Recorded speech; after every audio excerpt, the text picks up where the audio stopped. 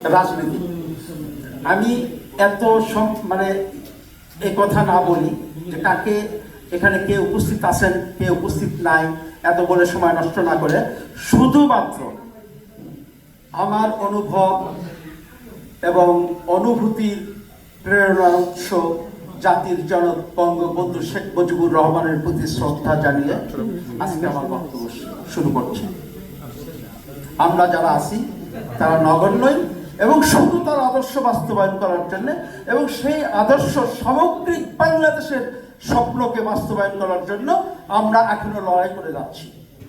আমরা দ্রোহী, তবে বিদ্রোহী নয়। আমরা বিদ্রোহী ছিলাম 1971 সাল পর্যন্ত, এরপরে আমরা দ্রোহী। আমরা দ্রোহী আমাদের রাজনীতির জন্য, আমাদের আওয়ামী লীগের রাজনীতির জন্য।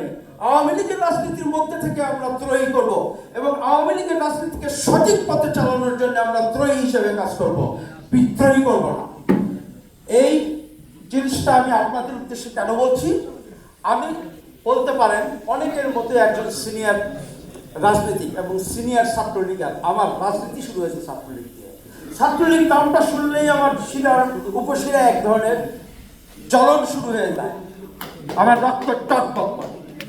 সেই ছাত্রলীগকে উদ্দেশ্য করে এখন অনেক কথা হয়েছে, আমি 2 মিনিট সময় নেবো আপনাদের কাছে। সেই ছাত্রলীগ যখন কোনো অঘটন ঘটায়, সেটা যখন হৃদয়ে ব্যথা দেয়, সেই ছাত্রলীগ যখন ভালো কাজ করে, সেটা আমাকে অনুপ্রেরণা জাগায়। যে অনুপ্রেরণা সৃষ্টি করেছেন বঙ্গবন্ধু 1948 সালের ছাত্রলীগ গঠনের মাধ্যমে। সুতরাং আমি গত একটা মিটিংয়ে, এটা আমার একটু কেউ কোনো কিছু মনে করবেন না এবং আমার বক্তব্যের মধ্যে প্রতিবাদ করবেন না, আমি খুব সংক্ষেপে একটু বলে দিই যে দেখুন, রাজনীতি করতে হলে যেমন কল পরিষ্কার করা হয়েছিল, রাজনীতি করতে হলে ওই রকম আমাদের রাজনীতির কল পরিষ্কার করতে হবে।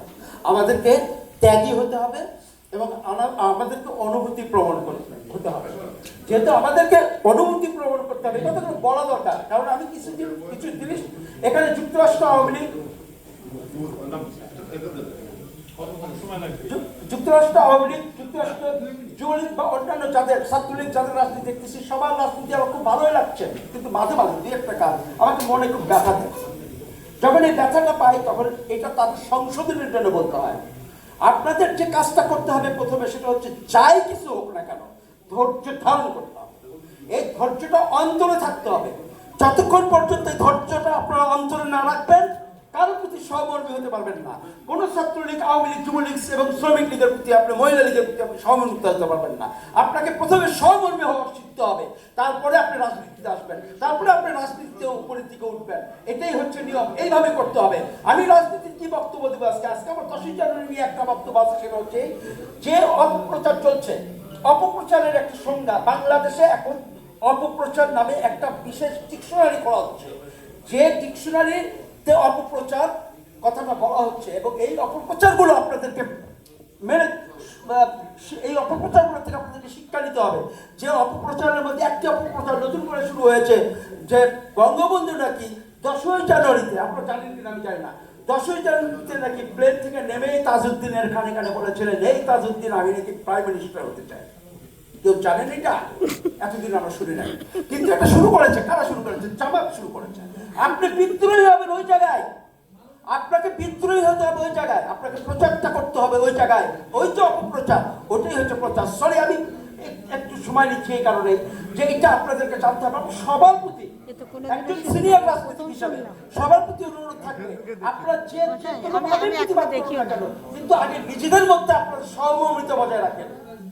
আগে নিজেদের মধ্যে আপনি বিকশিত হন, সবার প্রতি সম্মান প্রদর্শন করুন। আমি এই কারণে এই কথাগুলো বলছি।